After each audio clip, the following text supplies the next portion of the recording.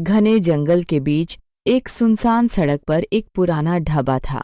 लोग उसे रामू ढाबा कहते थे।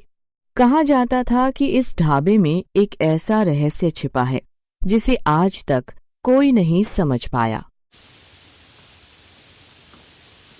तेज बारिश हो रही थी। तभी एक बूढ़ा साधु भीगता हुआ ढाबे पर पहुंचा। बेटा, 3 दिन से भूखा हूं। अगर थोड़ा सा खाना मिल जाए तो भगवान तुम्हारा भला करेगा, लेकिन मेरे पास पैसे नहीं है।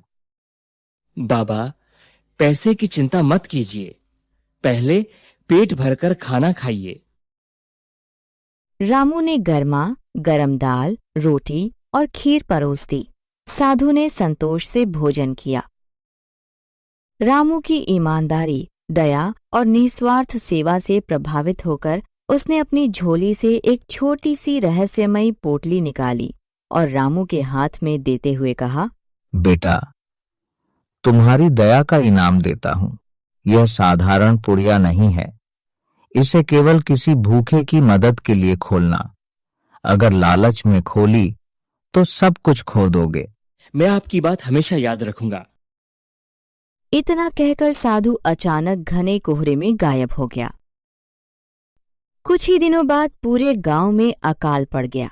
लोगों के घरों में अनाज खत्म हो गया।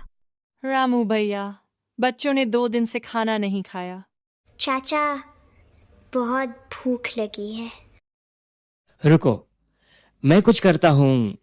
रामू ने कांपते हाथों से जादुई पुड़िया खोली। अचानक पूरी पुड़िया सुनहरी रोशनी से चमक उठी। देखते ही देखते पुड़िया से आटा, चावल, दाल, घी और सब्जियां निकलने लगीं। भगवान का लाख लाख शुक्र है। अब कोई भूखा नहीं सोएगा। गांव का अमीर सेठ धनराज दूर से यह सब देख रहा अगर ये था। पुड़िया मेरे हाथ लग जाए तो मैं दुनिया का सबसे अमीर आदमी बन जाऊंगा। आधी रात को धनराज चुपके से ढाबे में घुसा। घर पहुंचकर सेठ ने पुड़िया खोली। अचानक पूरा कमरा काले धुएं से भर गया। रहस्यमयी आवाज़ें। लालची इंसान, ये पुड़िया तुम्हारे लिए वरदान नहीं, अभिशाप है।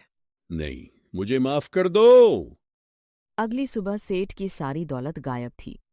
हे भगवान, मैंने लालच में आके अपनी सारी दौलत गवा बैठा। रामू दुखी होकर जंगल में साधु को ढूंढने निकला। बाबा, बाबा, बाबा। बाबा, पुड़िया चोरी हो गई। बेटा, जादू पुड़िया में नहीं था। जादू तुम्हारी अच्छाई और नियत में था। इतना कहते ही पुड़िया फिर से रामू के हाथ में आ गई।